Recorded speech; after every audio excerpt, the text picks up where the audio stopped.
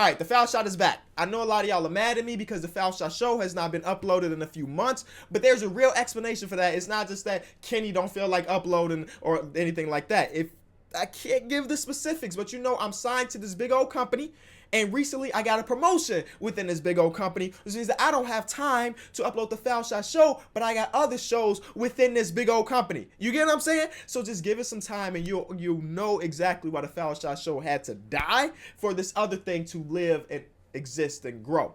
But I did just realize a few days ago that on this channel, The Foul Shot, I have permission directly from the NBA to react to NBA highlights and things like that. See, on my main channel, I can't do that without getting in trouble. A copyright strike, my channel get taken down. But here, I can do it.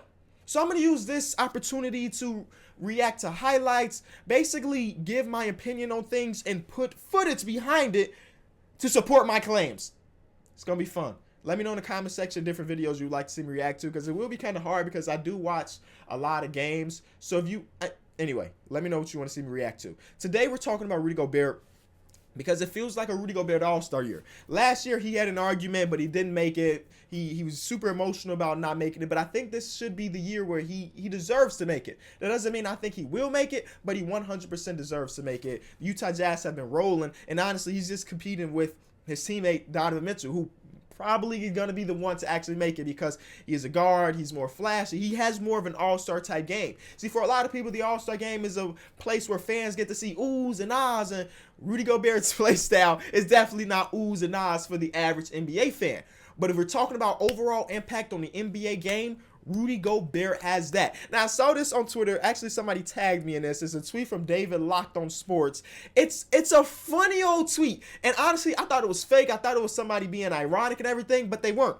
Rudy Gobert was pretty dominant against the Brooklyn Nets a few nights ago. He had 22 points, 18 rebounds, 10 screen assists that created 23 points, 4 assists, 2 block steals, and 21 contested shots, which is some crazy old stats. But the fact that he called it a triple-double is what makes it funny to me. But it shows the overall impact of Rudy Gobert.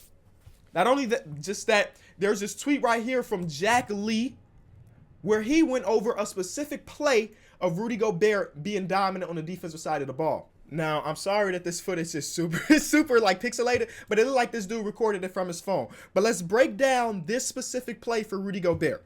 Let's go back to the beginning. So we get a screen on the ball where Rudy Gobert has to sink down to help. He shows a little bit, but good enough to recover it on Jared Allen. Then Taurean Prince comes to the lane. He sees Rudy Gobert. Now watch what he does. He gives it up. What does Jared Allen do when he gets to the rim? He does nothing because Rudy Gobert is there and he is dominating. Rudy Gobert blitzes a little bit because he picks up his dribble. Jared Allen has no choice but to shoot the shot because there's 2 seconds left on the shot clock. Stuff like that is something the casual NBA fans not really thinking about. Stuff like that is something that gives him the idea or give me the idea that he deserves to be an all-star. But again, the all-star game is about the oohs and ahs, so he may not make it. Now, today's video, I want to go over his smart highlights. Now, smart highlights is something that's grown on me because watching regular highlights can be cool and everything, but smart highlights are a way to show every time Rudy Gobert impacted the game where like he got an assist, even when he's the one getting personal fouls, screen assists, stuff like that. Smart highlights showcase. And remember that highlights are not a substitute to watching real basketball. It is to supplement your basketball experience. Keep that in mind. So we don't just watch highlights around here, but I do want to watch these. So again, we're on Smart Highlights. It's an entire YouTube channel. I'll put the link in the description. They do this for like every single game for every single player. Like it's like they upload like 40 videos a day, it seems like. But okay, we're not watching this whole 9 minutes, but there's specific points I want y'all to see Rudy Gobert. He gets a rebound. That's dope. Rudy Gobert has been doing that ridiculously well this season. The reason I like Rudy Gobert so much is because he plays very well in space. This is a specific play I like just to start off the game, right? So he comes down court. He's being guarded by Taurean Prince. And now a traditional NBA fan be like, you're 7'1". Put Taurean Prince on your back and back him down and dunk on his face, which happens a lot for a lot of centers. But Rudy Gobert is an agile center. He's not a forceful. He's not like Boogie in the post where he's going to put his butt on you and back you down. But he plays well in space. Watch this. Watch the way he moves. The ball comes to his side. He rotates over, and he finds the open area, and that's a Rudy Gobert dunk. He gets the ball at the top of the key. Obviously, Rudy Gobert is not a threat out there at all. But Jared Allen does this one thing. He turns his head. Watch Jared Allen turn his head. And Rudy Gobert notices this and attacks him completely. Full head of steam, and he dunks on him. This play is great to me, right? There are 3 players here. There's Spencer Dinwiddie, who just got the switch with Rudy Gobert. There's Kyrie Irving, who's coming back, his second game back from his injury. And then Taurean Prince slides over too. Shot goes up from Donovan Mitchell. There are 3 players fighting for this rebound. But who gets it? Make that 4 players because Joe Harris gets it. And then he gets an assist because he finds his open teammate.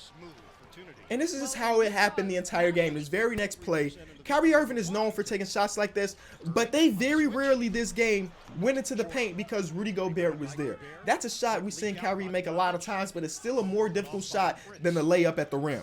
Now, this is something that we've seen Rudy Gobert grow with over the past couple of years, is how strong he finishes at the rim now.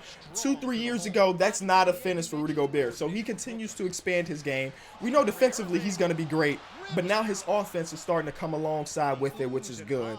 Again, he's not a guy that you're going to give the ball to and say get a bucket, but he plays very well in his role, and his role happens to be one of the best centers in the NBA.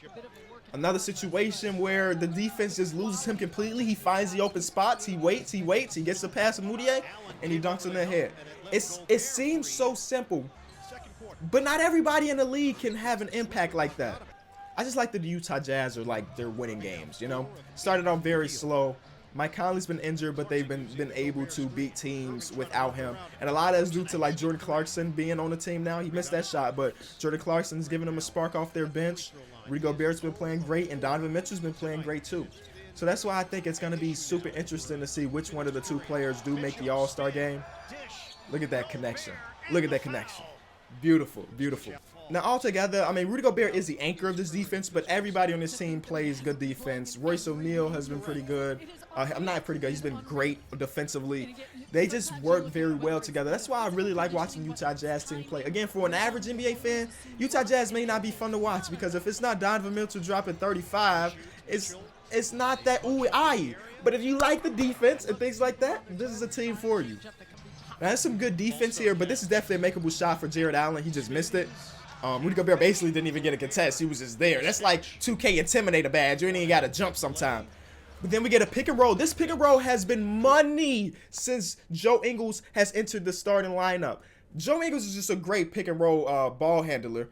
He finds Rudy Gobert, and it looks like Rudy Gobert's about to yam on his head. He just kind of throws it in hard. You know how Dwight Howard used to dunk back in the day where you just throw it in the basket? But he threw it off the backboard. Now watch this slip. This is some X's and O's from Quinn Snyder.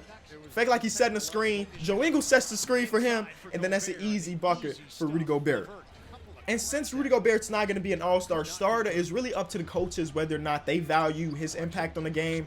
And for a lot of the times, a player like that may get the nod from the coaches. Because I know the coaches see this. Because after the game, Kenny Atkinson came up to the podium, and he was telling the media, like, Gobert, oh my God, Rudy, what the heck? I don't remember that play happening when I was watching live.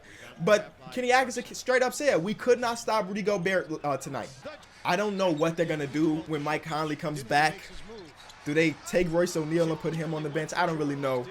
Because Joe Ingles and Bogdanovich have been great together. So I wouldn't take them out the starting lineup for sure. It might have to be Royce O'Neal moving to the bench, who's basically their best perimeter defender. What I'm saying is I don't envy Quinn Snyder right now because he's got a big decision to make. And that's pretty much the end of the highlight. Again, I don't know if Rudy Gobert will eventually end up being an all-star this season. I think he deserves it, but if he doesn't make it, I don't think I'd be mad about it either because he's one of those guys that aren't for the fans, really. And at the end of the day, I think the all-star game is for the fans.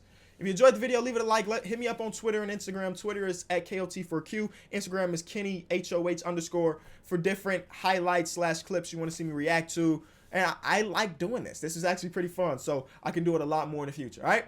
I'll be back soon. Peace.